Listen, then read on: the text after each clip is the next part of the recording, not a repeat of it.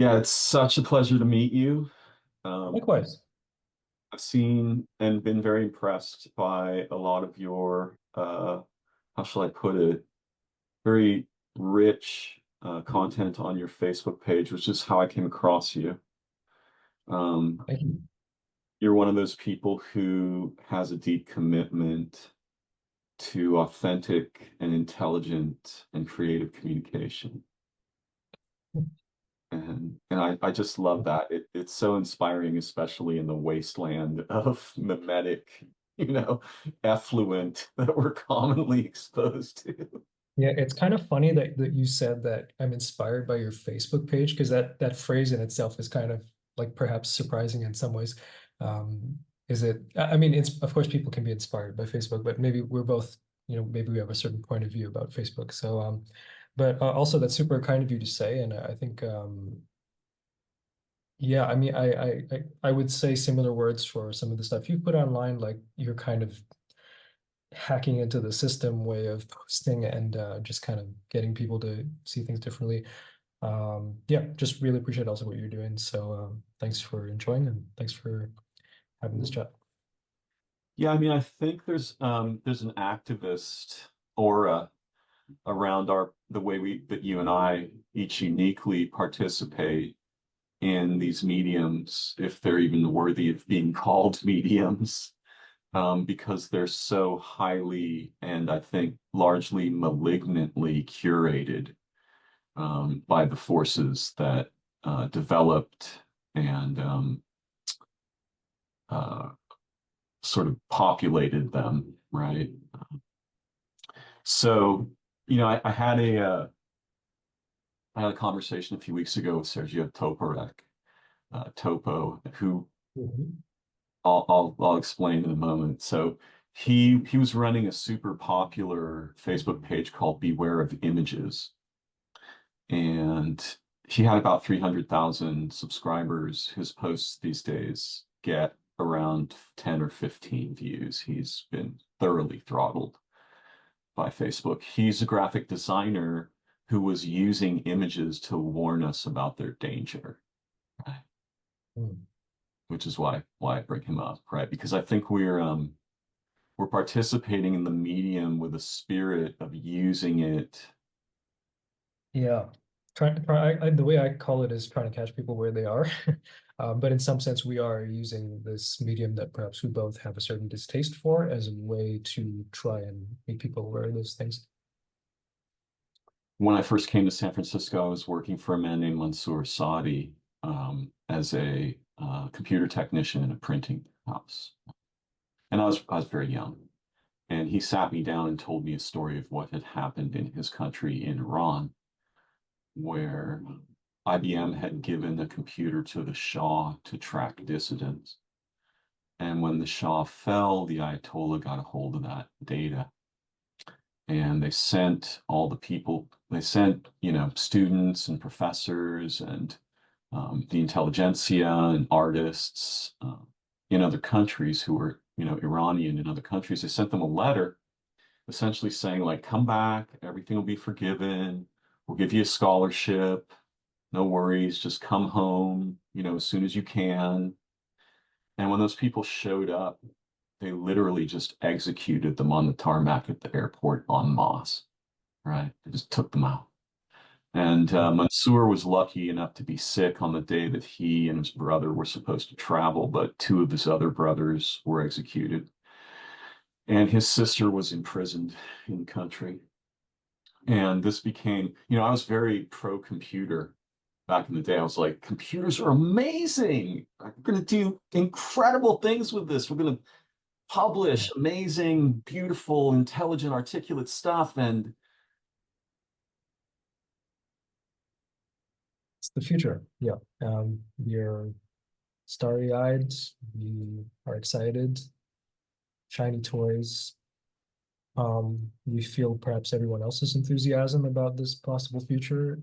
And yeah, at the same time, there's this other side which is just kind of horrifying.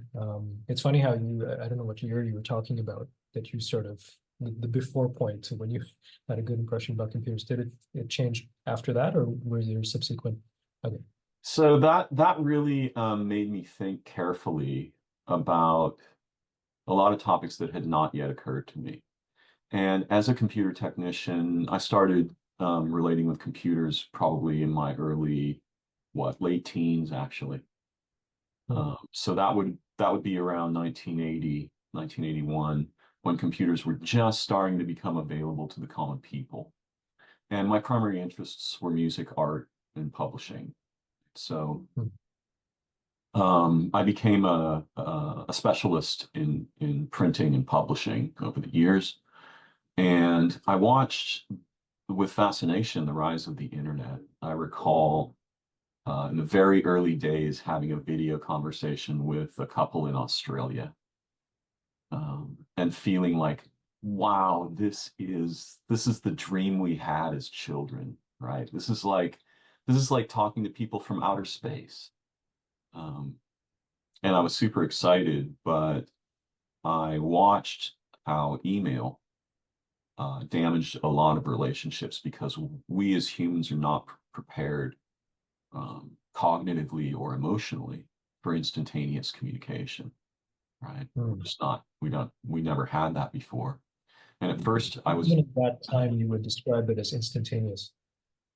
yeah, yeah. So email, right? I send someone an email, they get it, they respond, right? And this is Right. before Okay. text, right? This is way before text. And I lost a few of my closest relationships this way because I wasn't thinking carefully enough about the problem of temporality in human communication, and how it had been and how it was becoming. You couldn't write a letter to someone and have them get it right now. Right? Yeah. So I started to become suspicious probably in the late 90s. I realized like, hmm, something's going wrong here. And now I can articulate I think, very sophisticated things about those problems. But back then I was still like, what, what's the problem here exactly? Like, I can see this is dangerous, but I'm not sure why. Yeah. And I, over time, I started to become aware that the presence of computers in my life was harming me. Um, Took time to figure out that my sleep problems might be related to disturbances in my circadian rhythms caused by constant exposure to blue light. Um, so yeah, and as first cell phones and then smartphones and that stuff developed, I stood back from it very intentionally. Um, I got my first smartphone in, I had nothing like that until 2016 when a job Uh, basically required it, right? So I watched what was going on with other people and these, like staring into their hand kind of thing. And yeah, I have a lot of thoughts about it, but we're here today partly because of a sort of brief video you made about mm, scrolling. And I'd yeah. love to hear what inspired you and any other thoughts that you care to share about the terrain I've covered so far. Yeah. Scrolling. Sorry, I have the name of my video project is called Scrolling. So of course I choose a name like scrolling to describe this kind of thing. Yeah, the scrolling concept is just sometimes I use pre-existing words with other connotations to just describe something that it's new for me anyway. Of course, I've been scrolling for a long time on a computer and phone, but never called it this. Now, when I call it scrolling, it means I am allowing myself to be subjected to kind of random things, and I'm not really in control of what's going on, and I don't have an end day. I'm basically just changing the channel. And I don't mean these to necessarily be criticisms or that one should feel bad when doing these things, but just to kind of not be aware, right? We were also changing the channel on TV, perhaps without awareness, perhaps with awareness. Um, so perhaps it's also just not a new thing. But yeah, I just noticed myself perhaps periodically overwhelmed by some of the things I've seen on social media and or just kind of transfixed or drooling or whatever, just like different states. But I feel like I'm not really in control of what's going on, and I've known for a long time, like let's say since TikTok came out, how many years ago was that? Maybe 3 or 4 years ago. I've known since that time at least that there's this thing called TikTok, uh, and it's really addictive, and everybody's just like scrolling from one video to the next, da, da, da, da. And slowly, all of these other platforms are trying to copy the same thing. I never used TikTok actually. I actually didn't even use Instagram I deactivated it for like 12 years. And I reactivated it in 2022 at the start of my video project because I wanted to put it on different platforms. And then all of a sudden I find myself on this platform again that I tried not to use. But yeah, so in the last, so even though I wasn't using this addictive scrolling video medium, basically kind of watching it from the outside as one of the enlightened Twitter users who doesn't need one of those things. I can just do text. I can just scroll on text. I'm so smart. And I would just, and now I find myself, oh, okay, I'm actually doing the video thing now. Probably not as much. I don't think I spend my whole day on it, but sometimes I don't realize I passed an hour doing that. And I don't, I didn't really want that to happen. So that was an interesting observation for me, perhaps in the last year. And I guess this year, like why the scrolling video, why now, maybe has to do with just getting the sense of these cycles where in the last 12 months, for various reasons that have to do with, let's say, international events, I am subjected to something that's like overwhelming, and then it affects me for a long time. And then it takes me like maybe a few weeks or a month to feel like, okay, no, I need to do something that can help me get out of this because I'm actually not helping anybody by being in the situation. If I'm sad about a situation that's happening somewhere else, I end up doing something that I feel is not actually helping that situation, or is it helping myself? And so just being aware of that. And again, I don't want to portray this as like a kind of criticism for anybody who might be in that situation because it's very tricky to navigate these waters. But yeah, I just kind of noticed this myself. I feel like I have more experience with tech stuff than most of my friends. So I have a way to talk about this with a certain level of credibility, maybe because of my experience with technology. And I try to simplify things. And I just felt I wanted to say something that could help people. Um, and uh, and noticing also this pattern, if you don't mind me digressing a little longer about this video. Um, one thing that I've heard many times in last year about certain current events, it's like you don't scroll away. This is like an instruction that comes from people who make certain videos. Don't scroll away. You have to see this, otherwise maybe you're a bad person or whatever, right? Um, or a lighter form, just like, well, we need to look at it here. We need to look at it on Instagram or on scrolling video platform, or as I say on the video, scrolling meme platform. We need to look here because we can't trust like the authoritative sources because they're kind of corrupted by um, interests that are kind of not in your interests. And I was trying to point out in the video this subtle thing about how the fact that it might be true that we can't trust the mainstream stuff, but it doesn't mean that we can trust this stuff automatically. And I just wanted to point that out because it wasn't obvious to me.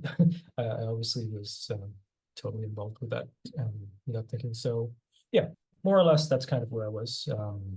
Yeah. Beautiful.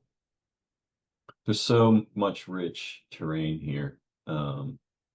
It does seem that, yes, our historical propensity for something we call channel surfing has been captured by high technology.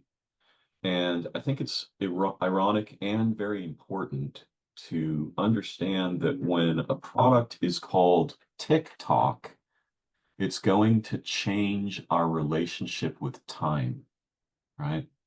And fundamentally for organisms, our what we think of as our health or our capacity to heal, our capacity to grow and to have deep relationships and so on, these are primarily founded on synchronization, right? When we come together, when we eat food, when we say things, when we don't, when we go for a walk, when all these things, when we fall asleep and all of these things, they comprise the synchronization. And if you watch nature very closely, which I do, I adore every living thing. I love this planet just so deeply and passionately, and I've been like that since I was a little kid, that even though I became fascinated by machines, eventually I saw like, wait a minute, I think we have too many machines, and then wait, we have too many kinds of machines, and then wow, we're making like 1 billion packets of ketchup per second, right? I hear people talking about the population problem with humans, like there's 8 billion of us, it's really scary. But nobody's talking about like how many mustard packets there's no one thinking about the object population, right? And those objects offload entropy into living systems. And I'm very confused about if there was any forethought about this at all. How would we respond to the entropy that's offloaded by machines into our lives, into our minds, into our relationships? And perhaps unlike you, I want to very much highlight the cautionary aspect here. And I think there's something else that's really important, which is that I think it's dangerous to tell people what not to do because it's Mhm. not very helpful. So most of the time you have to give them something better to do, right? Show them Okay. here, do this instead. Whenever you're having this feeling and you want to just scroll, call your friend, right? Talk to a human being, get together, make some food to like together, go with people, go for a walk in the living places, right? Something like this. I Um, suppose it could be that easy. I mean, I feel often I'm at a loss for what to say, specifically in the technological realm. The nerd part of me wants to say, "Oh, just use RSS feeds, or just read blogs, or just this kind of I go to agency-oriented." Reddit. Yeah.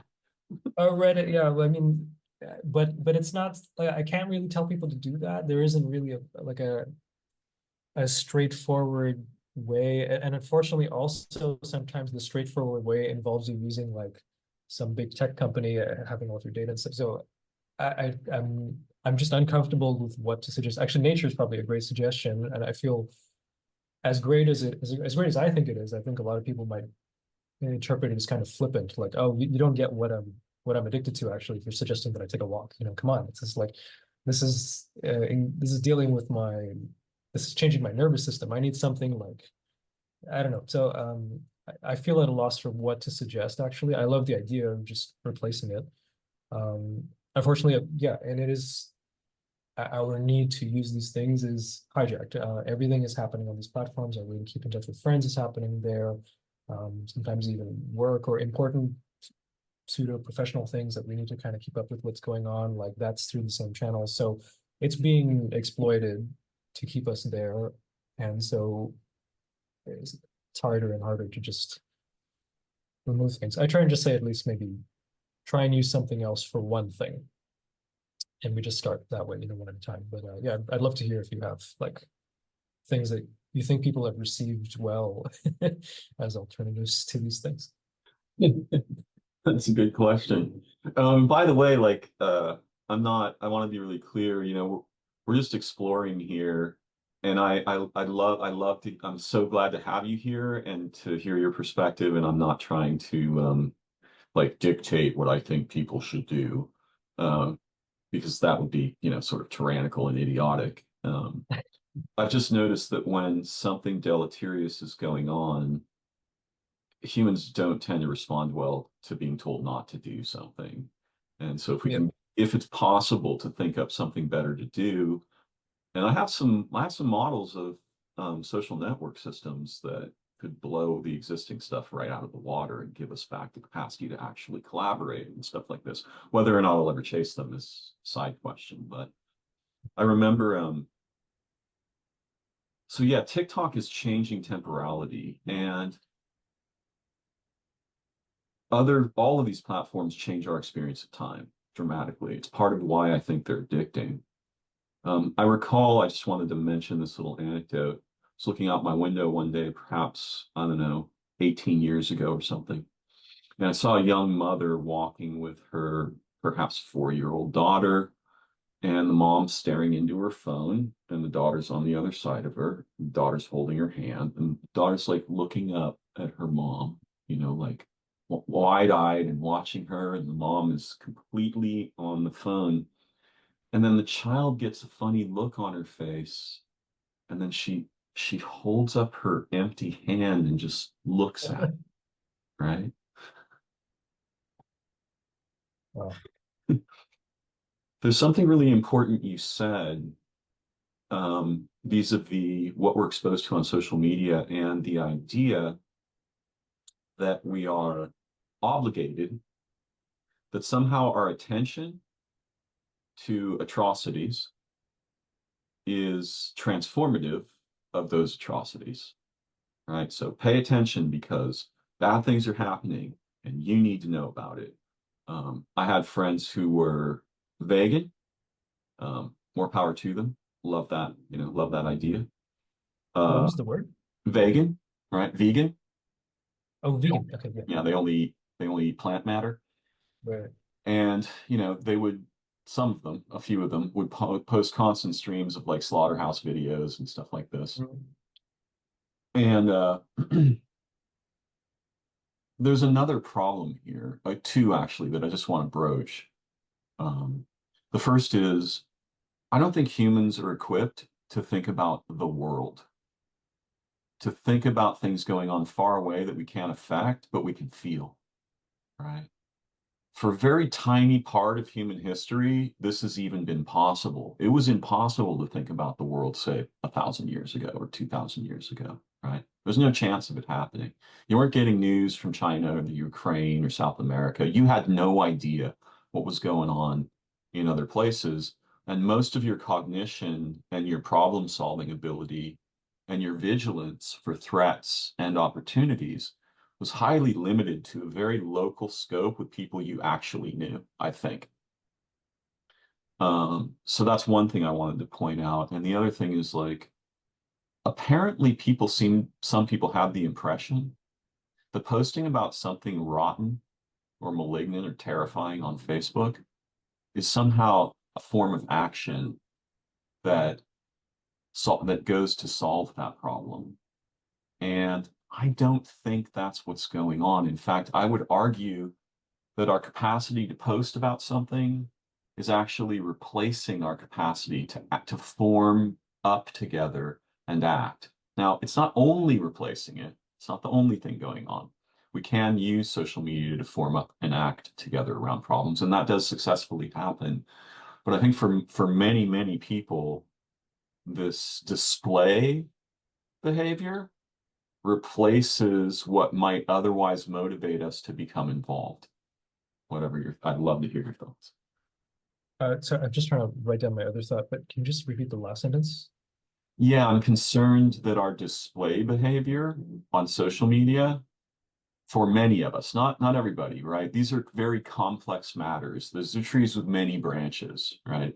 But the thing I'm concerned about is that display behavior steals from our motivation to actually form up together and respond intelligently to situations. It's not the only thing that happens, but it's a common thing that happens. Okay. Um, yeah, this has a lot to do also with why I posted what I posted, but I try not to really talk about things in terms of this activist mentality. But of course, there's a layer there which I am thinking about, and there's a couple things. Well, I'll just go to your point, which is yeah, the posting of atrocities as a way to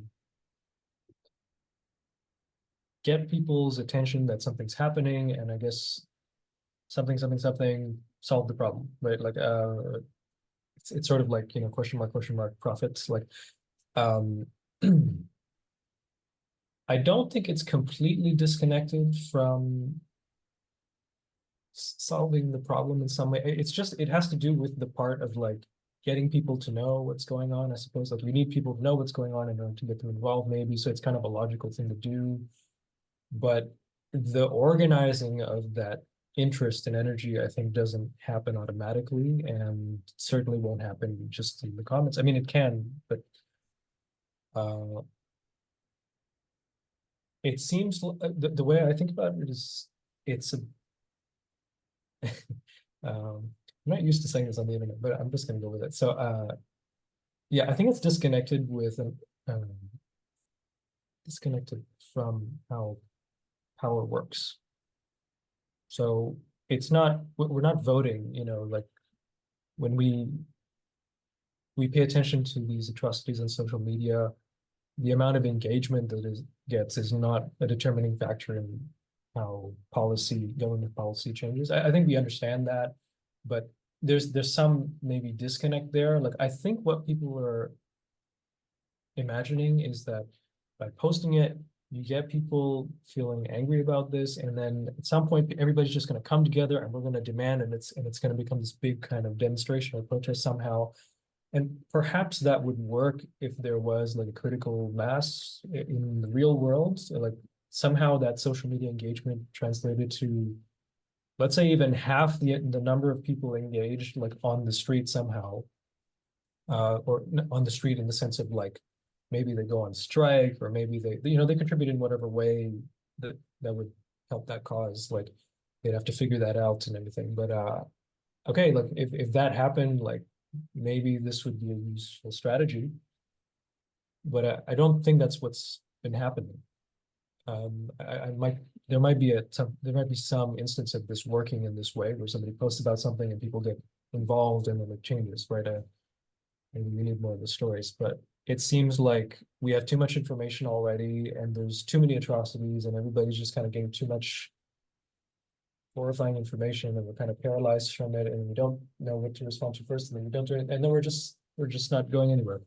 Um, that seems more like what's happening. And the other thing I wanted to say, that's kind of functional about the atrocity posting, is that sometimes it's not actually for everyone, even though people post into the pool of what's going on into the feed, and there's maybe an idea that like everybody needs to see this, but the functional result is that the people who will see it are basically people who are on the same page already.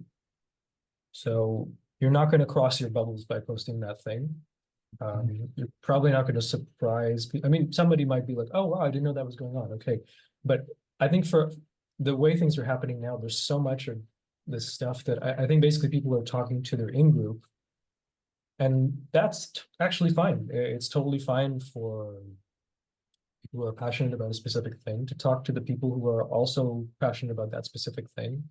But I don't think that's everybody. And I hope that they're not confused, that they think they're talking to everybody when they're just talking to their group. I heard a great phrase, which is kind of a summation of this, like uh, fit, demonstrations, protests, like demonstrations on the street it's basically networking. You know, you you're not going to change somebody's mind over there, right? The people who are there are probably already on the same page as you. And so anyway, everything I'm saying here in the second point is essentially, um, it's okay to preach to your choir, and you do need to preach to your choir to build this kind of momentum within your group. Uh, it just maybe should be clear that you realize that's what you're doing. Mm. Yeah. Yeah, I mean, there's so much going on now because we have these constant streams of mimetic information. And the the what would I call them? The sort of monolithic corporations that are feeding them to us, right, are psychographizing us purportedly for the sake of advertising, which I think is hilarious, right? Advertising has become some kind of a weird demonic force in human cognition and the infosphere, and but they're psychographizing us, meaning we're being analyzed and uh, we're being segregated into groups, right, by in within these corporations. And I guess a couple of the other things that stand out to me is when humans are exposed to media like this, they often undergo sort of a crisis of authorization, which in the United States right now, authorization, right? Whether I authorize this piece of media or I object to it or I have another perspective or this is what I just ignore this stuff, right? There's an authorization sort of process that people undergo, and it transforms their thought. A great example is your song Teddy Bear. Instant authorization from me, right? I saw that and I was like, oh my God, this beautiful man, his heart, listen to this. Every child will understand, like, what a beaut, like, so this is what I'm talking about in a way, although I'm really singing the praises of your song Teddy Bear, which I think is just sweet and amazing. Um, and Could it's, I ask, like, what you said, because you linked it to this authorization concept. I imagine that's something that happens before you encounter something or before you choose to watch something. But are you saying you allowed yourself to watch it before you watched it, or did no, you no, like? what happened was, like, I came across it somehow, and I hit play, immediate authorization in my consciousness. Yes, yes, this, yeah, Okay, right. what's the cue? Because you just push play, but you didn't hear much. Like, how do you? After, yeah, you're right. It probably took like 45 seconds of listening, and I was Okay, just enchanted. Right? okay, you gave it a chance, and then you were like, oh, okay, this is wow. Okay, cool. Exactly. But as someone who studies cognition and is very interested in language, it's clear to me that when we hear words at all, many of us, most of us perhaps, undergo a process where either we authorize the speaker or we don't. And who is the speaker on the internet, right? These are people we don't know. And Right. so often what we undergo is a process of authorizing the message as we understand it, right? Or objecting, or being critical, or just fawning, right? Thirst traps, for example. That's instant authorization um, for, for some audience segment. So yeah, a huge part of what goes on in human cognition has to do with authorization and hierarchy, right? And part of why we're in the United States right now in a crisis where we could elect a very strange human being to rule us is simply because that person um, objects to what we call it systemic authority, fundamental way.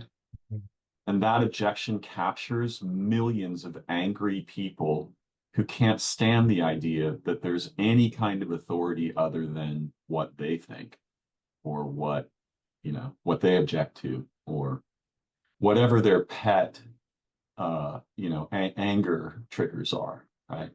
So he captures that very effectively. And this is the only reason, I mean, this is the only reason that I think it's a primary reason why there's a danger of that person being elected. Love to hear anything that these thoughts spark in you or Um, go. say If you again. have something, yeah, you can keep going if you have more to say Hmm. about it. Well, what captivates you? What do you find entertaining or pleasing or nourishing what are some of the beautiful things that you appreciate about the content that you encounter? And what do you seek out when you're intentionally playing with the media? Yeah, yeah. I actually had this sensation of productivity when I first, let's say like 6 months after I started my video project and unlocked my Instagram and I started posting to Instagram and about yeah, 6, 8 months after I was kind of on there regularly. And I never really got into the algorithmic feed. I was always very careful about that. I was like, I don't want to turn into one of those like people stuck in their phones and um yeah. So I always avoided that. Of course, the odd thing would slip through somehow because everything's designed to provoke you in that way. But I had the sensation of productivity because there were a couple of things that I found, a couple of creators that I found, which were like totally where where I wanted to be, or they were just kind of giving me what I wanted at the time, mostly around movement. So I was really into capoeira at that time, this Brazilian martial arts dance thing. And the people doing that, or people just doing movement, flexibility training, this kind of thing. Somebody talking about like food saving, like minimizing waste with organic stuff, and not too many. Let's say like a handful of things.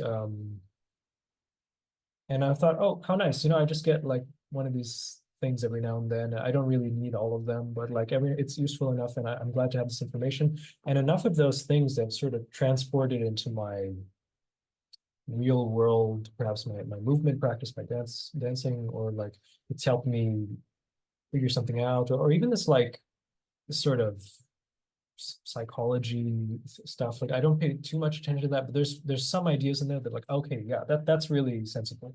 Or like I notice I'm doing that, maybe I change it, whatever, maybe it's changed something in my relationships. So these odd random nuggets have come out of that stream.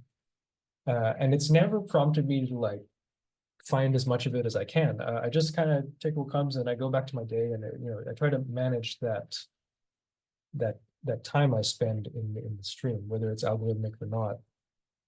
And so yeah, I've been grateful for those things. There are some recipes that I found which are just kind of fun to make for my partner. I was trying to cook for her, and because I had this phase where I wasn't doing that a lot, and I just felt like I want to make stuff for you because she was taking care of me so much. And so it was nice to have these recipes that are in accordance with her dietary restrictions, and I also get to feel like I'm practicing cooking, and I feel more agency and whatever. So all these things, they're just little things, right? It's not, I can't say it's any specific thing, but there's enough of these things to give me a sensation of, yeah, initially I said productivity because I felt like, cool, I'm not spending my whole day scrolling, but I get a cool thing every now and then, and great. I can I'm still actually quite in the real world. And actually, that was even the same time where I made this video talking about how I'm not even, I'm kind of like I said, detached from online life, because my Twitter life was sort of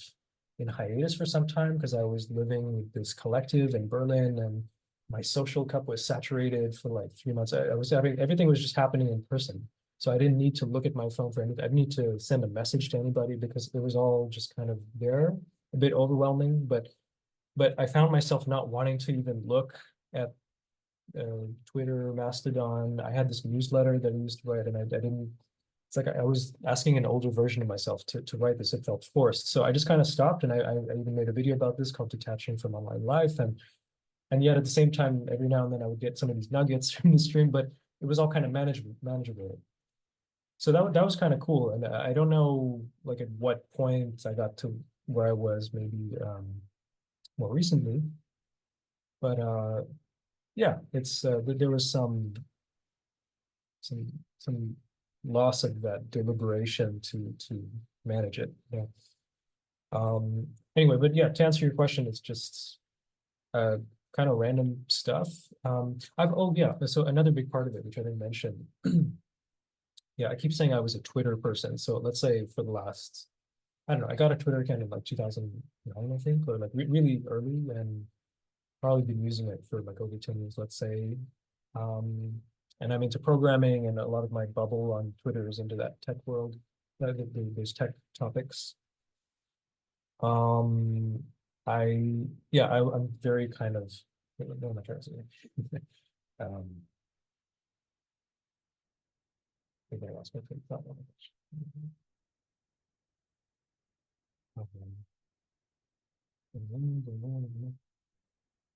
Yeah, I lost my train of thought. That's funny.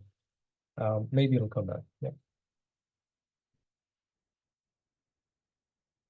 Programming, your Mastodon work, the transformation, you were getting back to something, if any of Yeah, those spark. I was just trying to say, I was just trying to describe how much I was in this Twitter world, and oh yeah, yeah, the friends on Instagram is where I was going. Okay, Hmm. thank you. Okay, so I was previously using social media for let's say like 10 years, mostly on what I call public social media, so like Twitter, blogs, newsletter, like this kind of broadcast medium.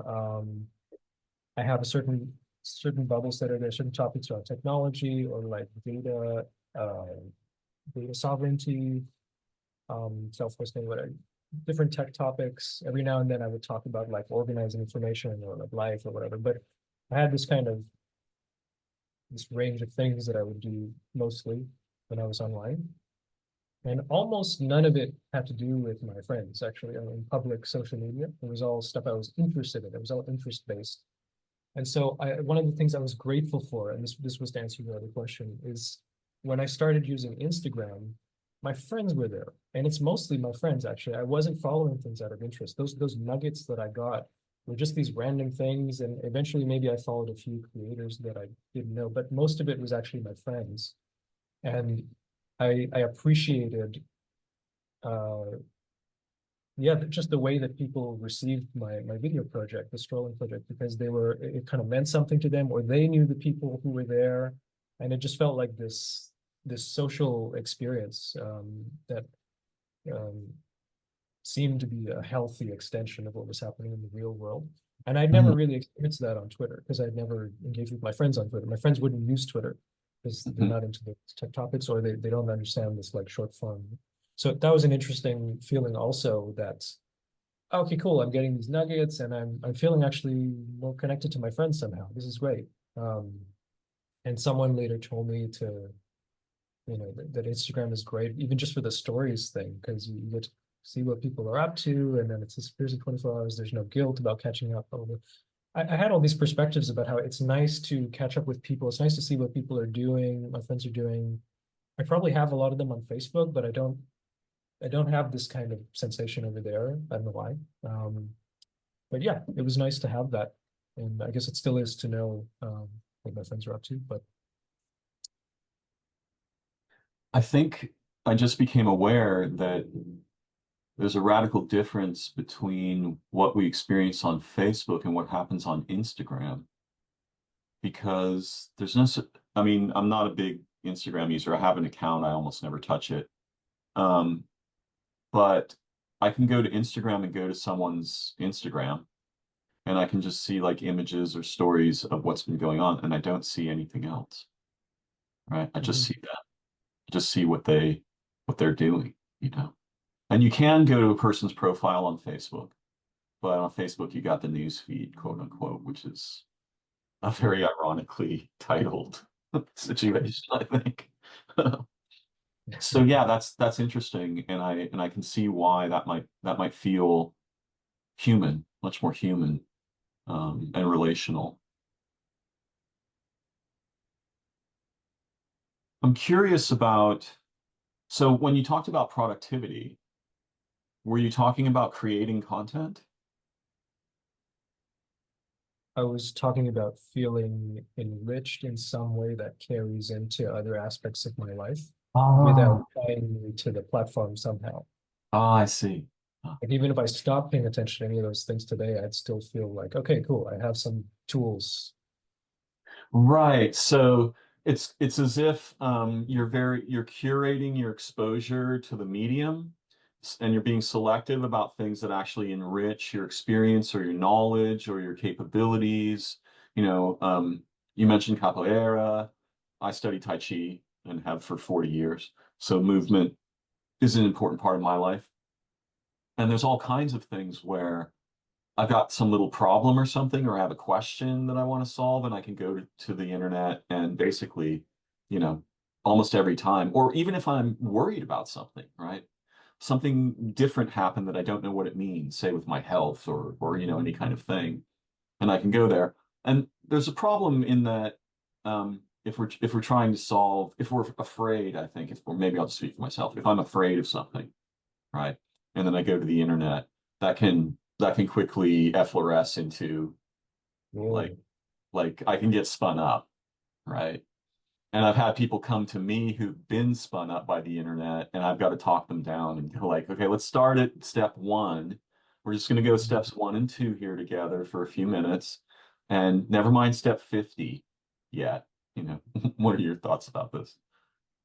Well, I just love that framing of being afraid and going to the internet as opposed to maybe other ways.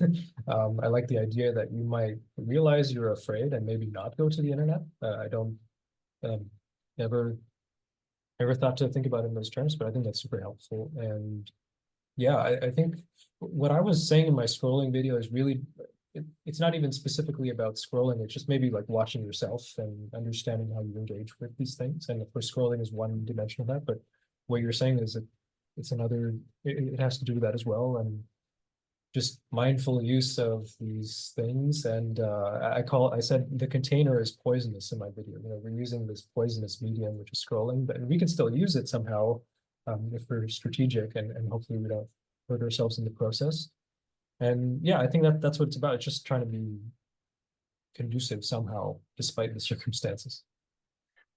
I was really impressed with your video because it was very concise and coherent, right? And very human. And you didn't come off like an activist, quote unquote, right? The sort of flag waving, like, basically, you shouldn't be bad people or doing it. You didn't come off that way at all. And sometimes perhaps I may be guilty of that. But it's refreshing to see someone whose perspective is sort of broader, more inclusive, uh, very down to earth, very human. And from what I've seen of your media and I mean, I primarily know you through Facebook. You seem to be someone with a not a deep concern.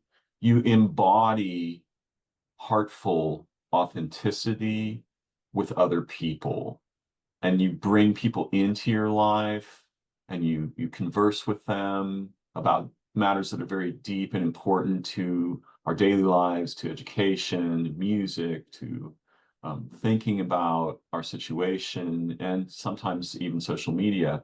I saw I saw a clip where you were speaking with a young woman, and she was talking about the importance of not going viral, Hmm. which is just Yeah, what a brilliant, like that really captured me because I was like, yeah, wow, that's like everyone else seems to have the opposite concern. How can I get more audience share right now? yeah.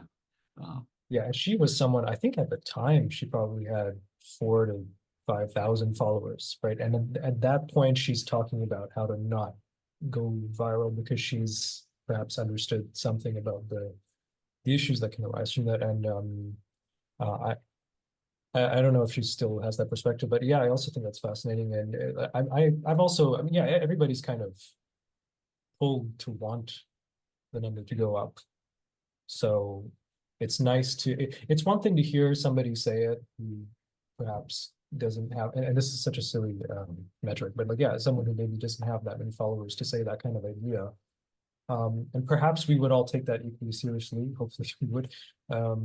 But I'm just fascinated because I see how she posts on Twitter and she has this like following and they're super interested and it's really buzzing over there and to hear her say this, I thought was just interesting. So yeah, I appreciate what you're saying about me or my projects, and it's very generous of you to have these sets. Also, quite striking to like considering we haven't really met in a kind of face-to-face oh, this is setting. our first time talking. Yeah. Yeah, and you have this kind of reading, which I would hope that's how people receive me. I mean, I it's can how aspire.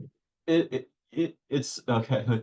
The aura of your presence in those videos, in the video I saw on scrolling, it's not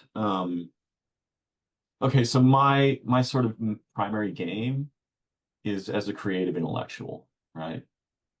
So I'm always using sophisticated language and I'm talking about, problems with human cognition or technology or society or whatever, right? But you're doing something much when I see your uh, the media you create, it's very human and it's charmingly it just draws you in a heartful way. And that I want to just say something about that. When I listened, for example, to Teddy Bear, it was like medicine for my soul. right? You're making not, you're making something really beautiful and it's very clear that your heart is in it and you're not there for it's not like you have an agenda, right? I mean, none of us would create anything if we're not motivated. But authenticity just rings in everything that I see you do. And that's so beautiful and nourishing and reassuring. I really celebrate that about what you're up to. Appreciate it. I have two things I could say here. Just about teddy bear, because if you tie teddy bear to authenticity, I feel like I could also haven't said this to anybody, I think, but I think I could say this um, publicly, so to speak. Um, my partner, who I wrote the song for, told me that, of course, I mean, she was overwhelmed because she's never received something like that, and but she was so baffled that she's like, oh, it's like pages from my diary, like, 'cause that's basically what actually happened. It's not like I'm dreaming something in a way, or it feels very real to her, you know. So to say authentic, real, like, I mean, I'm not trying to be too imaginative there, because the reality of our time is like that in our connection. So so it's interesting to sense authenticity in those terms. Um, the other thing I wanted to say is about simple language, and perhaps it's important to sorry, yeah. So simple language, it's true, and I do deliberately try to do my videos in a simpler language. I don't force my guests or the people that I record with to speak differently. I encourage them if they can to try and like simplify if they can, but I don't force them to. I say you can be as you are. I Yeah, I do have an interest in not leaving people out. I know that terminology and jargon can it's like, again, you end up speaking to your crowd, you know, to the people who know those things, and that's totally fine. And I find myself always trying to like break out of bubbles and reach across the line and like whatever. So in this way, I find it more I consider it more strategic to speak with simple language, but I don't know for sure that it's actually working the way I think it does. I hope it is. We'll see. But an interesting dimension to say about that is each video that I've made of strolling, I have always considered my father receiving it, um, because he's obviously from a different time than me, and sorry, in a different generation than me. Um, he's not, he kind of tunes out with like, he passed away recently, but like my process with strolling was to always consider him and how he would receive whatever has happened, whether it's me talking or whether it's somebody talking.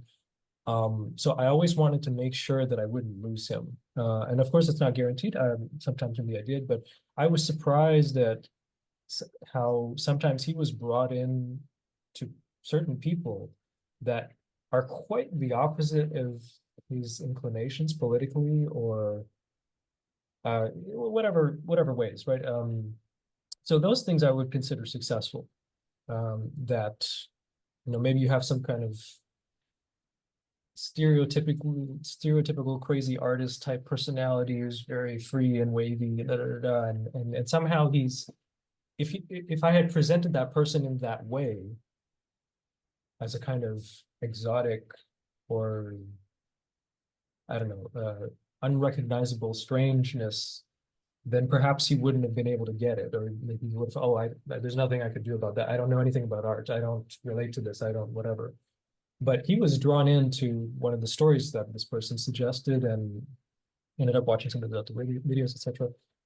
But this has been a very important thing for me. And now, even though my father's passed away, I think I will still try to do the same thing, because for me, him, of course, I would love him to understand my project and care about it. I don't expect him to, but would have been great. And then he did, and I even recorded with him, and I showed some videos with him.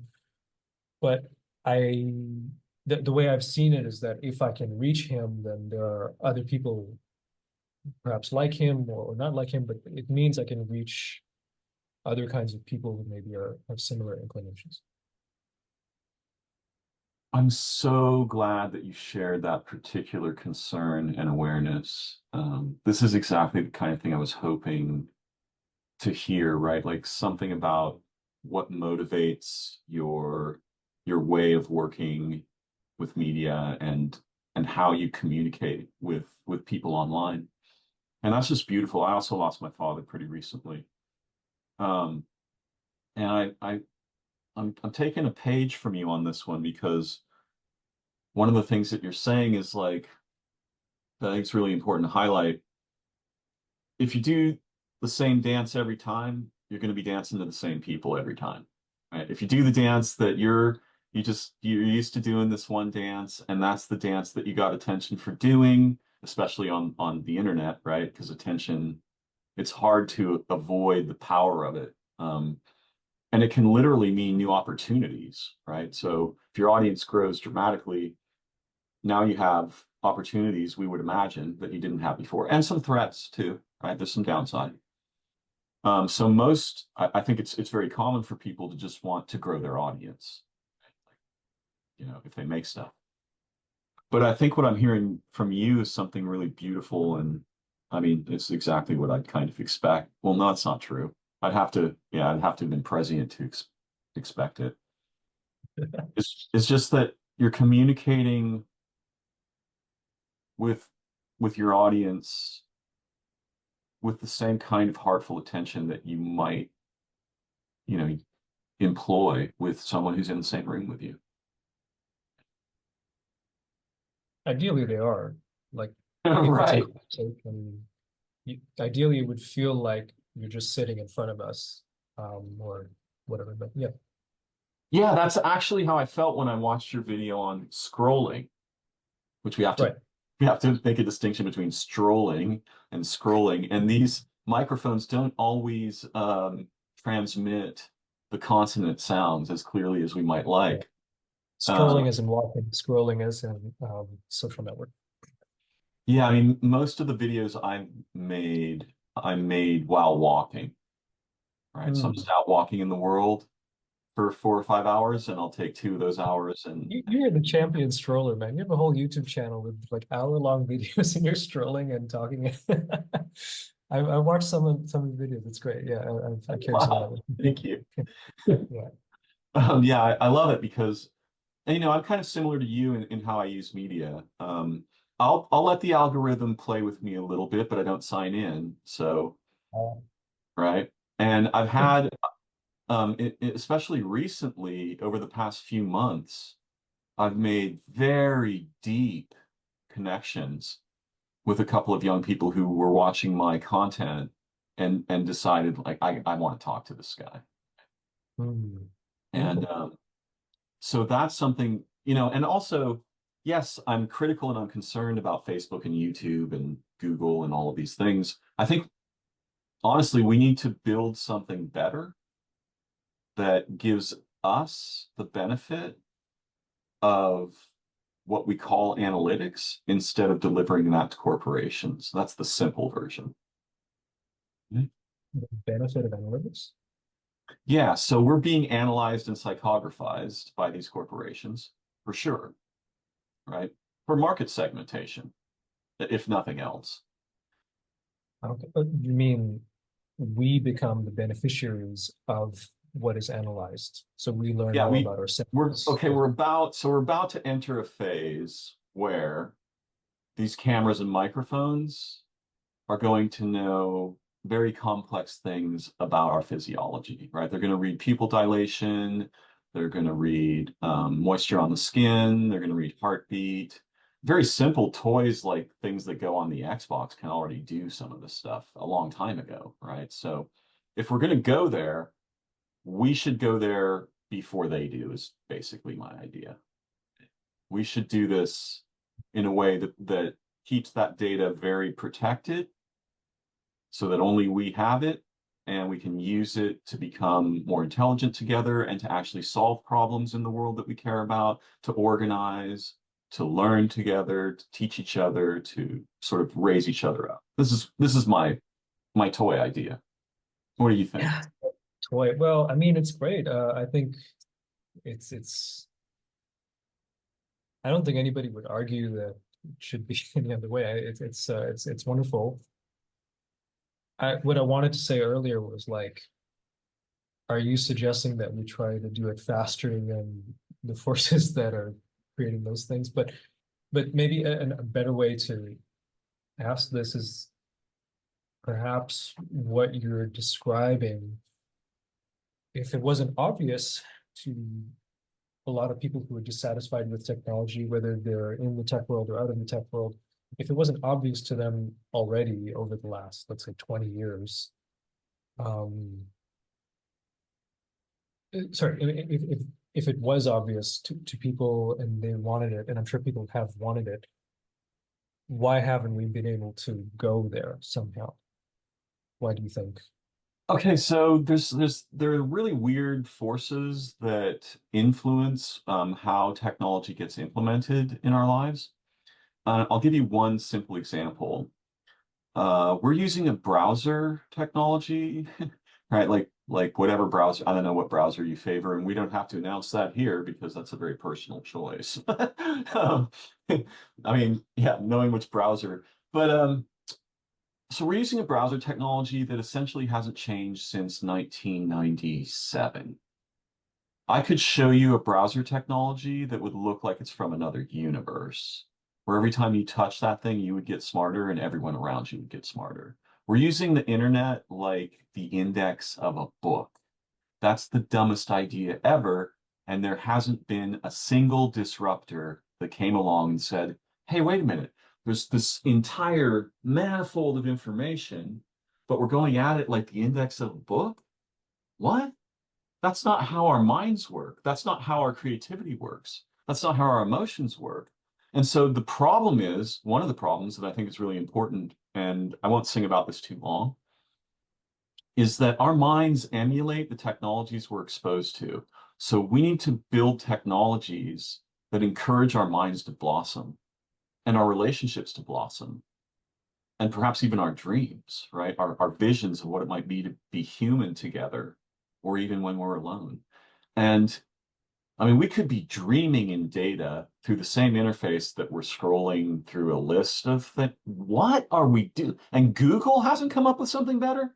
We're using the same tech from 1999 with a little bit of, slight improvements, right? So just notice that in terms of the development of the internet, and you're a tech guy, right? You code, don't you? You code? Yeah, I'm a coder, right? I was coding a long time ago. I mean, I don't do it much these days. I code. These days, I'm more interested in coding cognition. Yeah, But so what was I going deprogramming, to say again? deprogramming. Yeah, yeah. Or even just shining a light on what's going on. So it's fascinating to me that over nearly 30 years, there's been no development of browser tech, right? None. I mean, we're still I, doing the I, same damn thing. Go ahead. yeah, I don't know either. You're gonna push Well, yeah, back? just to make sure, just to make sure we're on the same page, and perhaps anybody else who maybe is less technical might not under, Mm.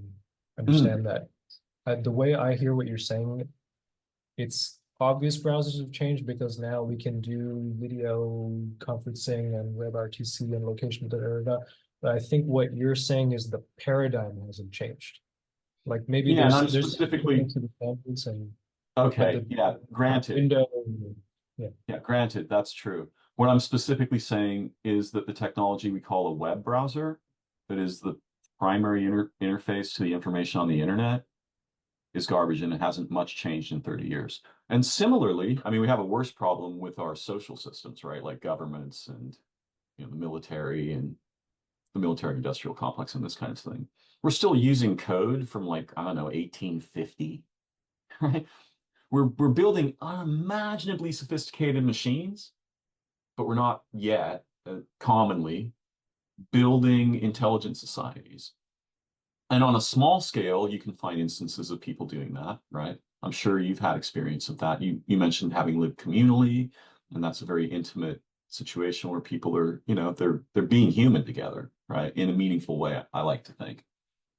So all I'm trying to point out is there are some it's very strange. What happens is almost like the building of a skyscraper. And once that thing exists, I'll just pick Facebook as an example. It tends to pervade over some span of time. And I mean, has someone had a better idea? I haven't seen anything very interesting myself. Maybe you're aware of some things. Yeah, this was my question to you in some sense, because you described yourself as being critical about technology since like 80s, 90s, or like before even the internet, maybe so, or before, let's say 1999. And you've seen waves of technology pass. Yeah. You've observed how we got to where we are now, let's say that way. And I'm sure people have had great ideas. And I'm curious you,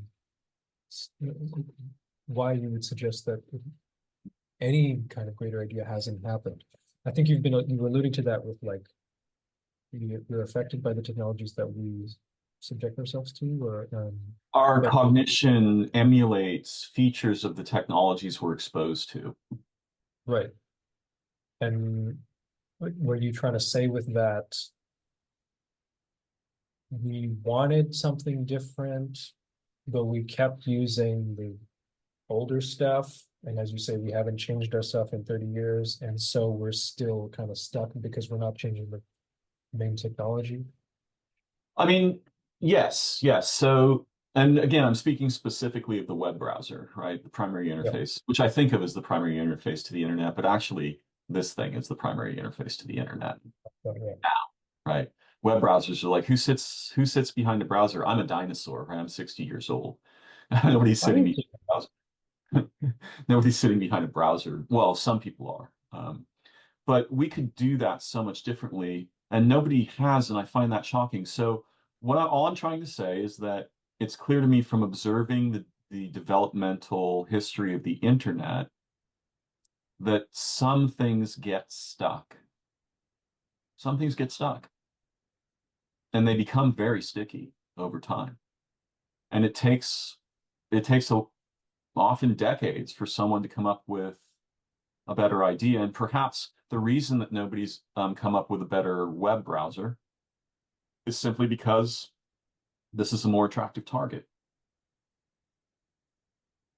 I want to believe that many people have had great ideas for Oh, I believe alternative that. Yeah, I believe and that. and perhaps it hasn't we haven't we maybe we don't have the environment to support those kinds of ideas, because what tends to get pushed forward has to do with what can get investors a return on their investment. And it seems like that's basically how the tech world works. You have an idea, you pitch it to investors, and if they like it or they think they can make money by selling something in the end, then they'll give you a loan, and then you go and do the thing, but you always have to make sure it can get them to return. So when things are shaped that way, when every idea has to be shaped that way, it becomes very challenging to do something like what you proposed, where every time you touch it, you become more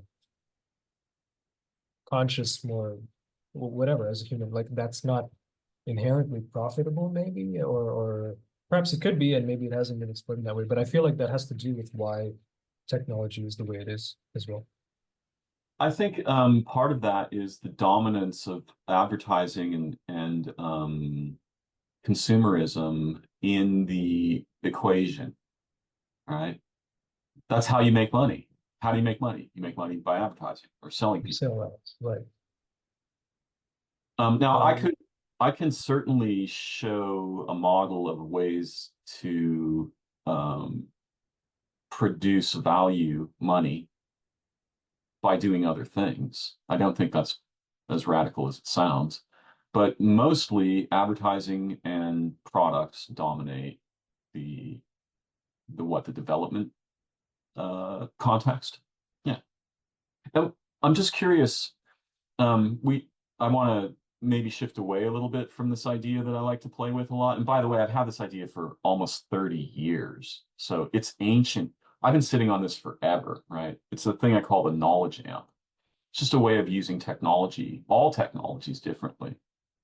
And I'm surprised that by this time, that nobody's really come up with something resembling it. And probably someone has, and like my slice of the pie of people who do things is very small, and I just don't see in that little slice, right, that others have had similar ideas or maybe are even developing products. But what got you into coding, and what do you code? Uh, what got me into coding was a friend of mine when I was in high school, and he showed me actually what made me care about anything related to this topic was my friend's signature on the MSN Messenger chat application. This is like ICQ or something. You have a signature, and his Obviously, name is you. Yeah, Angelo. yeah, yeah. His name is Angelo, and he had as his signature xangelo or zangelo.com. I thought, oh, that's cool. Like I thought only companies could do that. And then he explained, no, no, you can buy one of these things and then you do some HTML and then make a website. Da, da, da. So it started as this very innocent thing, like, oh, I like the idea that I can have a name. Um, so yeah, and then 15 years later, I've been still keeping up with that. Um, I had about, I was doing my own iPhone apps for about 10 years. That's creating an app where you slow down the music, change the key, etc. I was working with another developer on that for almost half the time, and when I did it myself for another half of the time. But basically, in this iOS ecosystem, mostly like tools for musicians, for myself, because I was studying music. I was studying classical music in school, and I was trying to get into jazz and improvised music and like learn the solo from a recording, things like that. Learn from recordings, short. And I wanted something that I could use to slow things down. And all of the other ones that were out there were kind of ugly or they just didn't work the way I wanted to. And I was kind of opinionated about how something like that could look. So yeah, that was something quite significant for me in terms of um, yeah, just helping me realize that I could make like a real app. And also I was making some money from that, from the App Store because people were buying it. And after Apple's 30% commission, I got enough that was useful to help me pay some bills. Mm. And then I decided to pull out of the App Store in 2023, which is last year, because I'm a bit nervous about how they're trying to control everything, and I don't want to rely on that as a source of income. And Hmm. simultaneously, I also got excited about the web, the open web, web apps. You can also take a website or web app and just put it on your phone. You don't have to download anything. I like that everybody's welcome in that sphere. It doesn't matter if you have a phone, a computer, a tablet, Linux, Microsoft, whatever browser you might be using at this moment. It's all good. It's all welcome. And I like how open that pod is. And I don't have to ask permission. I don't have to send my app to the police so that they can verify it, that it doesn't contain any explosives before like whatever, and wait 2 weeks for the privilege. So excuse my cynicism about the App Store. All good. um, but yeah, yeah, I got into doing these web apps. Tried making money off of those. It's a bit more tricky because there's no buy button, there's no App Store. Now I'm leaning towards just giving everything away for free and maybe either making money other ways or maybe just trying to change my relationship with money. I'm also now coding and is maybe more of a past tense, although I still engage with it every now and then, but a bit less in the last year, I would say. Specifically since my father passed away, I've sort of had to rearrange a lot of different things. And yeah, I find myself now kind of uncertain about where to put my energies in the programming stuff because of how everything is changing with respect to AI and large language models. I don't know if apps or even a web app or even a website is going to be a thing that we engage with 5 years from now or 10 years from now.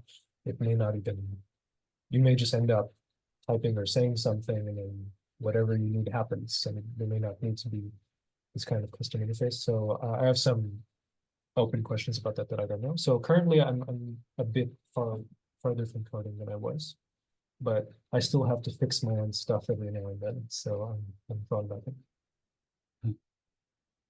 Brilliant. Yeah, I'm also a musician. So all the things you talked about, they all make sense to me. What Mm. was the first language you coded in? Oh, oh, PHP. If Okay. we're talking programming languages, like not JavaScript. And I mean, isn't it as someone who's fascinated by language and cognition, um, my own experience of coding was like discovering sort of a genie in a bottle, right? I could cause all these amazing things inside a machine. I'd love to hear anything you care to share about your early experience with it and how that's changed and how it is now.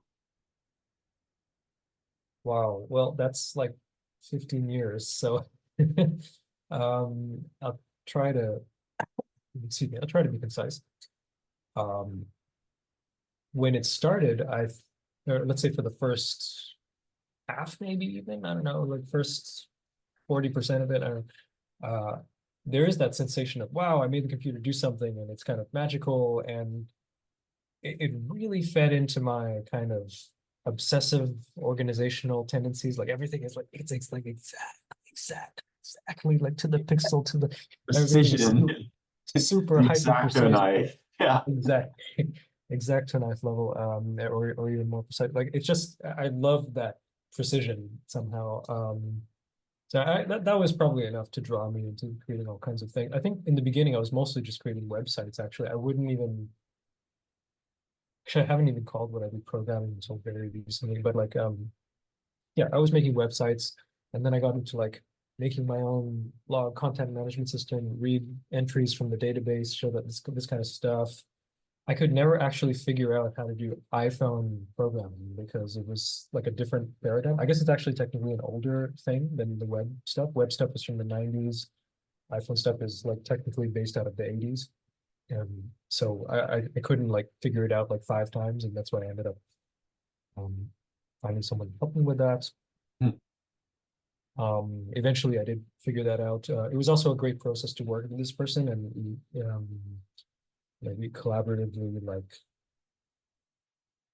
ended up somewhere. Like it wasn't just me specifying something. Like I would specify something, and then I would get feedback. And actually, this is not option A is what you want is technically possible, but it would take a week, whereas we can just use the standard built-in thing, and then it's done in an hour. And like we talk about these different trade-offs, and so that was an interesting process as well to not really be involved in the programming, but being somehow informed by it through my collaborator colleague, and then we yeah did that for like 10 years.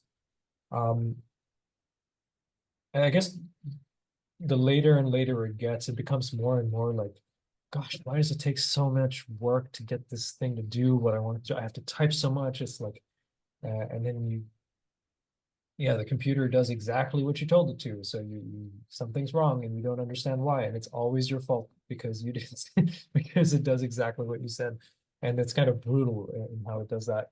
Um, so unforgiving, let's say. Um, yeah, and I guess there's still some magic in it, or there's still something pleasant about it. But uh, more and more, I get the sense like actually, if I didn't have to do this programming and I could just use the thing, I would rather just have that. I've been saying that for like 10 years also. So Hmm. now perhaps with AI, apps will just happen. And at the moment, you still need to be a developer to deal with their mistakes. But like, I don't know, anyway, whether it's that or whether it's some other way, like I think,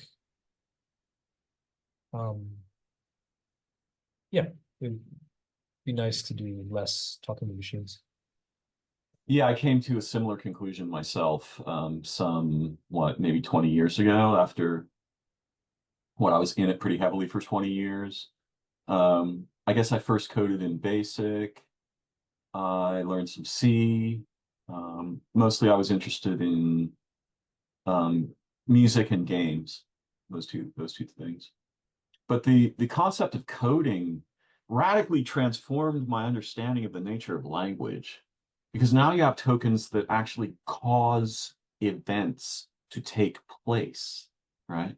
And that was a heady, that was a heady experience in the beginning, right? To create an application and then interact with the application I created, and it transforms reality. I mean, now there's a thing in the universe that wasn't there yesterday, right? Even some of the first games I wrote or whatever. The very first thing I ever wrote was a program that would beat you at tic-tac-toe if it was possible on an Atari 800. Mm. So, and I was What not, made you I want to write mean, that? say again. What made you want to write that? Um, I didn't really want to write it. I needed, so my primary interests in the early days when I was, what, 19, 20, this is 40 years ago, were, I had read Ray Kurzweil. So I thought, I'm going to make a mind. I'm going to build Okay. a mind in a machine, right? And so I think that that game was an outcome of that. It wasn't elegant. My code, I was the first thing I ever wrote, right? So there was no elegance there. I had to specifically codify, I had to build an array of every possible game, right? Which I Oh, did wow. manually. I manually built an array of every possible game because I didn't know, how to do it algorithmically. Oh, wow. Okay. It's hilarious. When you say it that way, it sounds like I could beat this game. Now, if it was possible for the machine to win, it would always win. But it's not always possible, right? The possibility space is obviously games are like this, right? The possibility space transforms based on who goes first. Actually, I guess that's the primary determinant of the possibility space in tic-tac-toe.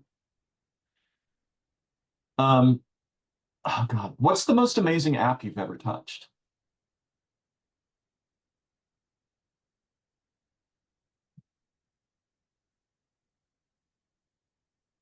There's so many apps. Oh my gosh. But what's amazing?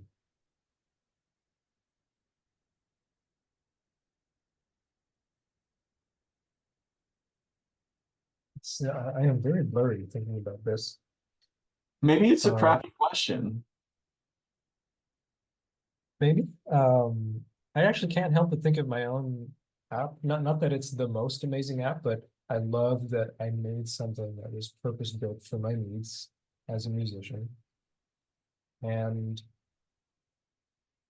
it works the way it did what it said, and I was able to increase my capacity to learn music.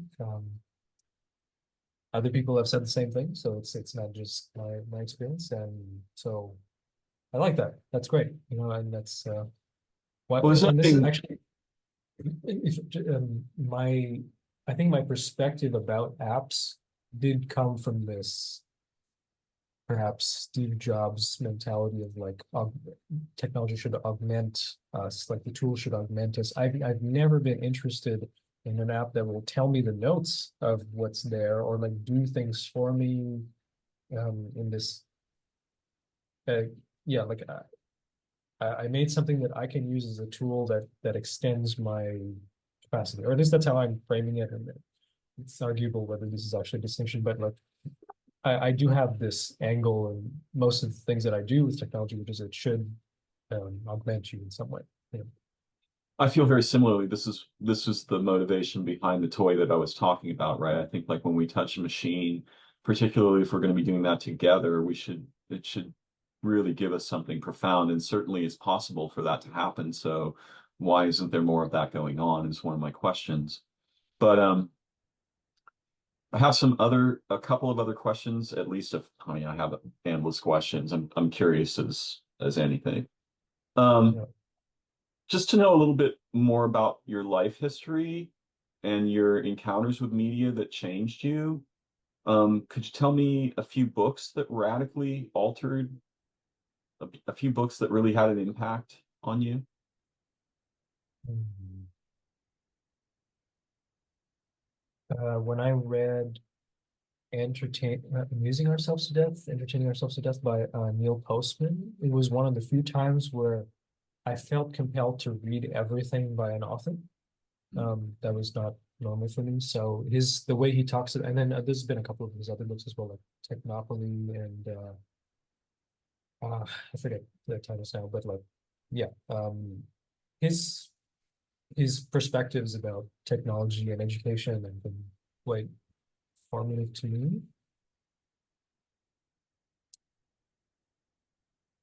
Uh, I used to be this. I used to be kind of obsessed with the pianists, jazz classical pianist, and perhaps philosopher, spiritual guru Keith Jarrett. um, Oh yeah, yeah. he, he, Let's he would go. talk, he could speak for like an hour and it would be super interesting and there would be all kinds of cool stuff. And he was super like confident in how he says everything. So you think like, oh no, he must have something that I'm missing. And as a younger person, I would think this. And I may be less obsessed with him now, but anyway, I've been also quite moved by some of those ideas that he has about music and perhaps just like being real or like just I don't know how to characterize it in short words, but anyway, just I enjoy some of that. So yeah, I don't know. Yeah, what about you? Oh my goodness. I mean, when you were telling that story, I was reminded of the day in my 19th year when I brought a Roland Juno 60 home from the music store, never having touched a keyboard in my life as a guitar player, and just having my mind completely blown away. I mean, people So this talk is about, like the top of the line. Juno is like top of the line keyboard yeah, I mean, keyboard. back then, to have a synthesizer as a common person was an impossible dream, right? So the Juno 60 still, you know, everybody's trying to emulate it, right? Even to this Mm. day. So, but yeah. Um, no, there were people who I read when I was a child, Jules Verne and Edgar Allan Poe. I mean, look, I've read thousands of science fiction novels, and that stuff's impacted me very dramatically. But there's a few books that are particularly important once I emerged from the womb of science fiction into reading other stuff. Um, One of them was Julian James's book, The Origins of Consciousness in the Breakdown of the Bicameral Mind. One of them is Owen Barfield's Saving the Appearances. There were musicians who had dramatic effects on me as a guitar player. I remember going to the performance of one of the teachers at the University of the Pacific in Stockton and watching for the first time in my life a man play classical music on a lute. And I lost my shit. I buried my face. I was just crying.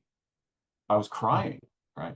I Yeah. couldn't handle the beauty of it. It just seemed like, what did I come in this room and just die here to the beauty? It- Music from the 1500s. Yeah. yeah, yeah. And later, a brilliant woman who I'm not sure if she still teaches at Sonoma State or not, Marilyn Thompson, was conducting a choir in a Catholic church in Petaluma sometime in the 80s, and my roommate was singing in it, so I got to sing with her. And some of the music she selected and exposed me to, it ripped me a new one. There's a Victoria Kyrie that I had the privilege of singing. I mean, Nice. it's and as far as people who influenced me, and I want to know, like, yeah, you mentioned Keith Jarrett, but who are some other people who were a really huge influence on you? And they don't have to be famous. Tell me someone from your lot, like that you met. There's so many people. I was actually at, at some point I printed out on like um yeah I printed out photos of all of these people that I was influenced by and I would just like on like 8.5 by 11 standard paper, in black and white because everything had to be black and white for me. And I would just plaster my whole like tiny, I didn't even have a room actually. I was living with my parents and they had their bedroom and I had this kind of solarium, which is like half a room. So Hmm. it's very cramped and like I would just and let's say the environment just very different from what I was interested in or where I was trying to go. And like it was nice to just be reminded of some of the things that I enjoyed, and so yeah, just like faces, like I mentioned Keith Jarrett. I was really into Steve Jobs for a while, back in the Hmm. day. Maybe like Glenn Gould, maybe actually a lot of musicians. I don't know if there's so many non-musicians now. Might just end up reciting a bunch of jazz musicians, but it's so long ago. Honestly, I don't think about it. Um, I want to there's know someone who was in your life, maybe a teacher, or I want to hear about someone you knew. I was quite inspired by this uh, pianist who was an alumni of the university I was studying at, and occasionally he did shows there. And I think at some point or he was teaching there, but I never I wasn't in the jazz program, so I couldn't encounter him as a student, but maybe as an audience member or this kind of thing. So David Braid, who I'm still in contact with him today. Hope to meet him in person again after a long time. But yeah, I was really inspired by his. So the first time I had heard of him was when I went to this concert that was in the basement. Sorry, I went to this concert with him and Phil Nimmons, who was kind of the main name.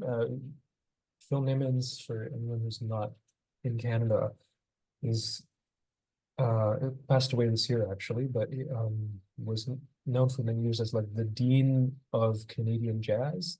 I personally wouldn't say a sentence like this, but hopefully that gives some context. He's a clarinetist, been playing music for like 80 years. Um, Supreme musician, plays all kinds of music, great composer. I played one of his pieces in piano recital, one of his piano pieces, one of his piano sonatas. Anyway, I had heard of Phil Nimmons at the time, so I was like, "Oh, cool, Phil Nimmons! I know that guy. I'm gonna go to this thing." It was so I don't want to call it shallow, but it's just like I just had no context actually for like what this was. I just recognized like one name vaguely, and there were these other two guys. One was David Braid, and one was Matt Brubeck, the son of Dave Brubeck. I guess, oh, Brubeck. Okay, yeah, I'll go to this show. I love how there's like sometimes a very trivial reason to go to something and it ends up changing your life. So, All right. so I go to this place. Sorry. You're right. Yeah. Yeah, I go to this concert and it's basically like free improvised music. And I was really into that. I had actually been doing that on my own. And for 2 years in university, one of my colleagues and I did this piano improvisation podcast, which was like every week we would get together and we would record piano improvisations, sometimes with two pianos, sometimes with one. And it used to be like 45 minutes long, or sometime, and then at some point we transitioned to doing these kinds of pieces like shorter, and then we came up with a concept for an album, and we did like an album every month with the improvisations and got the guests, got in guests, and sometimes got the guest to help them with cover art, etc. So that was kind of a fun project for 2 years. But yeah, so I was really interested in free improvisation. Uh, Went to this concert with Phil Nimmons, David Gray, Matt Rubeck, and they're all just like, I don't know if maybe there was some composed music for the first half and the second half was improvised. I think that's what happened. So the second half was like this purely improvised thing, and it was like my mind was blown because I was like, this is what I do. They're doing that thing, and I was not really exposed to so-called free jazz before this time, and maybe even if I heard it, I wouldn't have understood it that like that's what I'm doing. But I just really related to what they were doing, right? Perhaps, yeah. So I just really related to that, and like, yeah, I bought one of these. I bought their album, and I got all of them to sign it that day, and I Wow. just really like that just shook me up for like a while. I was like, oh, okay, cool. It's possible to do this. It's possible to even have like a show and people come to watch this thing. I'm like, wow, this is cool. Yeah, and David, who I learned his name through that concert, and then I watched him play. He's a great musician, fantastic musician. Um, he was very generous with his time. He met me a couple times and just showed me different possibilities, maybe, or maybe some guidance, and or just heard me out. And like, I just really appreciate that he was kind of there in a way while I was in my formative years. And So yeah, anyway, he's one, David is one of these people that I kind of discovered by accident, but his his composure, his musicianship, he also wrote things. Like he had a couple of pieces that he wrote on his web, sorry, a couple of texts that he wrote on his website. Like I would call them blog entries, he might call them essays, whatever. Like, but okay, Right. a musician that writes things, like Keith Jarrett also writes things. Like, so I like this idea that yeah, to express in different ways. And yeah, so he was pretty inspiring to me for a while. That's somebody I knew, I guess. Beautiful. Um, so I just have some other kind of personal questions. Films that impacted you? So actually, I'll bring up this other thing because when you asked me Okay, about yeah. books, there's Yeah. maybe a relevant thread to everything that we're talking about with because books. I actually feel like I haven't read that many books. I'm trying now to like read more voraciously, but in the past, let's say in like my high school years, I actually had this very deliberate idea of like I don't want to read books because it's too hard. I should just be able to watch a video or have it like at some point it'll just be streamed into my brain. So why should I waste my time? This was my perspective when I was younger, right? And I don't know at what point, like maybe 5, 10 years ago or something, I probably had this other point of view. It's like, oh wow, okay, books are probably the best technology we've ever invented. I want to read. I like the way that my imagination is engaged with it, etc.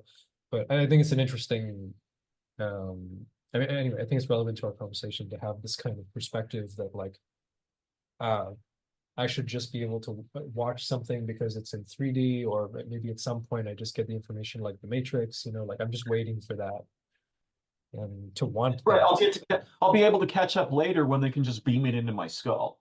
Right. Right. Why should I waste all this time turning the pages of a physical object? Because Yeah. obviously they're going to have something way better next year. Yeah, go ahead. I can't wait. It is also that maybe I do have some kind of hard time, and I still kind of have a hard time like paying attention to like pages. Or I notice now maybe I'm speaking while I'm reading, like I'm reading uh, auditorily, like and maybe that feels slow to me, so maybe I get frustrated or I lose my place. I have some challenge with like concentrating on pages, so Hmm. maybe that's also partially why I was leaning towards that other future. But anyway, I love books now, and I'm happy to read more of them. I even keep track of which books I read, and I try to like use that as a motivation for myself. But yeah, just a funny thought with respect to your question, because I was like, oh no, I don't have many books to quote to this guy actually. Um, how about figures who aren't musicians that you were influenced by or that you really looked up to and that you wanted to emulate or were just really impressed with? Well, mostly Steve Jobs. I would say that was a huge one for me. Like I was Okay. actually wearing jeans and I black mean, shirt. let me be totally clear. I've been an aficionado of Apple equipment since it was invented, and that's the platform that I use, right? And as I said, I think my mind was deeply influenced by the way the Finder works, because I've spent more time with the Finder than any human being on Earth that I know, right? Wait, what I meant was I've spent more time with the Finder than any human, right, in my life. Um, but there's a lot of people who I was deeply influenced by. I'm asking you though. So you mentioned Jobs, Jarrett. Give me a couple other names. If there are, Well, a musician, I guess, but maybe it's not necessarily for his music, like Glenn Gould, who's a oh, Canadian pianist, and also he's done some very interesting writing, which I like. He also yeah. did some kind of media project with radio and stuff. But uh, yeah, his eccentric kind of um sides are kind of interesting to me. It's funny, I haven't thought. Also, I think I am quite influenced by like not I don't tend to think about myself as like having influences, and these are my influences and these people. Like I think for a while I've been, if not in search of good ideas, or just try to keep my ears open for things wherever Hmm. they happen to be, and finding stuff on the internet or where in my circles or in books or whatever. And I've been interested in like journaling and like writing things down. when I find an interesting passage from a book, I used to like hand write out the entire passage, and Nice. till like 2018, I was still kind of doing that until I went digital. But like great ideas are in so many places, and there have been, for example, an interview with um, somebody who I recorded with recently, but Casey Sokol, who's a music professor at a different university than I studied at. His video interview from like 10 or 15 years ago, like I remember seeing that, and like I had to save the video because I'm like, I need to watch this again in like a year. Like there's so much something about his character or the way he talks, or and also the ideas, of course, but there's something cool happening there that I want to like be connected again. But it's just like, okay, there's some things from there. It doesn't mean that like this person is such a strong force in my life, but I carry some of those ideas with me, or those ways of being, and I can say that about like dozens of people, and it feels strange for me to just name all of these people, but yeah. Anyway, I prefer to say I'm inspired by the multitudes or something like this. um, I follow. if that's Yeah, I mean, we all have a very eclectic sort of solar system of the minds and the beings who have informed our own creativity and our curiosity, our learning, our vision. Um, so yeah, films. I know I'm going hard on the media here, but any films it's hard stand for me to out? watch. Yeah, I'm I not a can big barely like, yeah, it takes too long. Films take too long. Sorry. no sweat. I do enjoy them, but I can't. I don't do it as a hobby because it seems like too long. Have you ever have you had any experiences of unusual events while you were sleeping or dreaming Unusual that come to events. mind?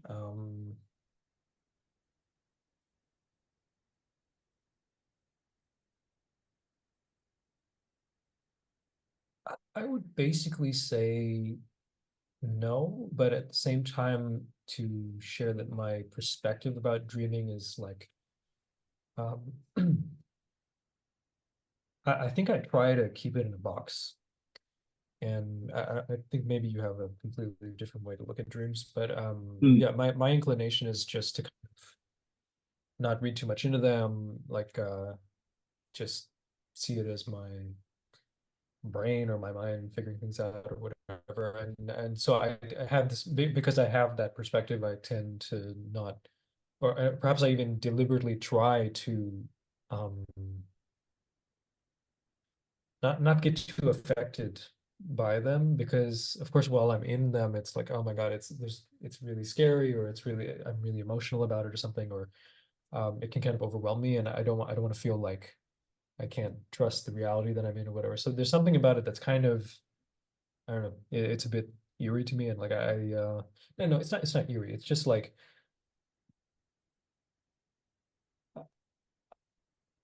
yeah, I think maybe it's confusing. I don't know, that I think I'm in one place, but I'm in another place, and that can be Yeah, disorienting, and I just don't want that. sure. So, um, but what about you? Oh yeah, I mean, I'm fascinated by dreaming. I mean, we have like two lives, right? And one of them doesn't get enough airplay, I think. Um, but Mm. I can go on about that forever. So yeah, I've had unusual experiences while dreaming for sure. There's things like sleep paralysis, right? You wake up, you can't move, you're conscious, it's weird.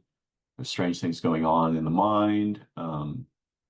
But sorry, can't move. That's beyond the like circulation is cut off and it comes back after the. You mean like No, it has no. uh, So there's a thing that can happen when you fall asleep. Your nervous system undergoes some transformations. And there's a thing that can happen when you're in between being asleep and being awake, right? You're sort of in that between phase, or you can wake up in your body, and whether or not you can move, we don't really know, but you feel that you can't move. Um, and it can be very frightening. Often it is accompanied by unusual mental phenomena, hallucinations. I think they would usually call them. So yeah, I've had experiences of that. I think I've had experiences that people call like the OBE. thing, right? Out of body experiences and stuff. And I always like to ask Mhm. people a little bit about their dreams, what their relationship with their dreaming experience is and Yeah. stuff. But we don't have to, we don't have to belabor it. Um, where's it gonna go? Dreaming thing. Oh yeah. Ever see anything in the sky that you didn't know what it was?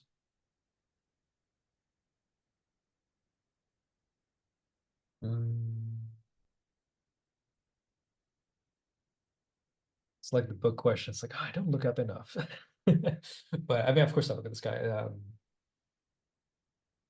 But to notice this kind of thing, I would say,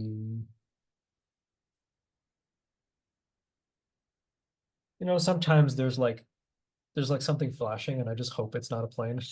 So that would be so sad.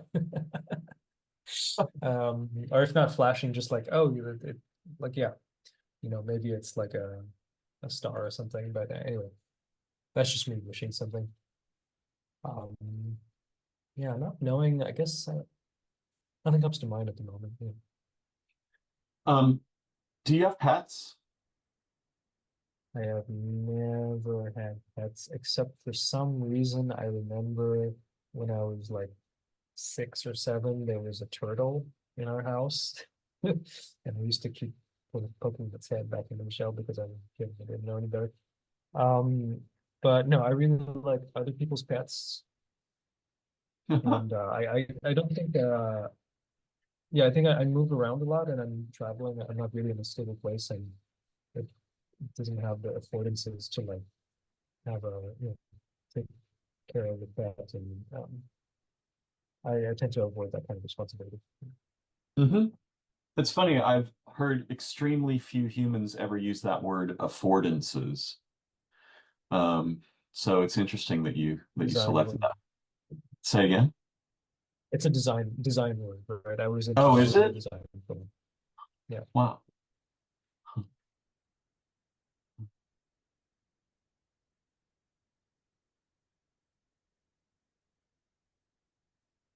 I have so many other questions, but perhaps this might be a good time for us to wind down. What are your thoughts? And if you have any questions, I'm happy to respond. Um, I also have stuff, but I think yeah, it's almost 2 hours and it's kind of late, and I have an early flight, and I'm sure we can chat again. I would love to meet you in person and pick you up on your offer and hang out in San Francisco. So Yeah, that'd be um, amazing. yeah, I think let's do that. I think there's enough to chew on here. Right on. So much And yeah, appreciation. thank you so much. Yeah, Yeah. thank you for your questions and your attention and your interest in what I'm doing. Like I'm kind of just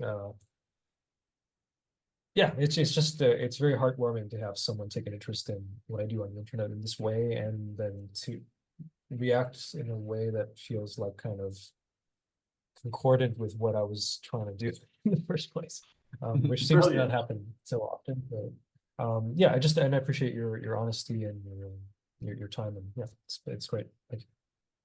Yeah, I'm so grateful, man. Really enjoyed it. And I hope you have a great rest of your night and a beautiful flight. And let's talk again sometime soon. Yeah, would love that, man. Peace. All right. Peace for now.